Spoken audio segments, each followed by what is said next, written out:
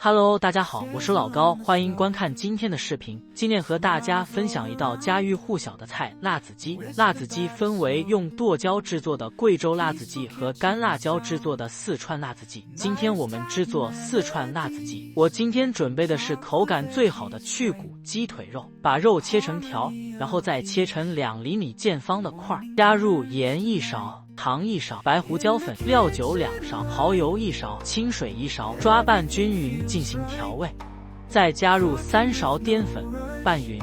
这个步骤是给鸡肉挂糊，倒入食用油锁住水分，锅内倒入食用油，加热到80%热，准备炸鸡肉。等待有热的过程中，把配料准备好，先切一点葱段，再切一点姜片，再来剥几瓣蒜，然后切成段。准备一些熟的白芝麻。现在我们来准备辣子鸡的另一个主角——辣椒。先来一些干辣椒段，然后再来一些2荆条。2荆条是川菜的核心，味道香且不是很辣。最后再来一把青花椒，这样所有的配料就准备好了。筷子表面冒出气泡，说明油已经够热了。炸制鸡肉的时候，尽量每一块鸡肉单独下锅，这样可以避免粘连。待鸡肉表面炸至呈现金黄色的时候，就说明已经炸熟了，这时候就可以盛出锅，准备复炸了。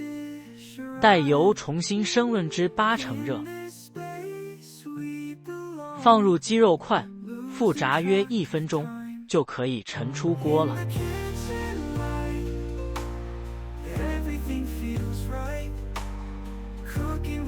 锅里留少许油，放入葱姜蒜炒香，然后加入辣椒和青花椒，小火翻炒出香味，火大了容易糊。加入鸡块，继续小火翻炒，让每一块鸡肉都附着上辣椒的辛香。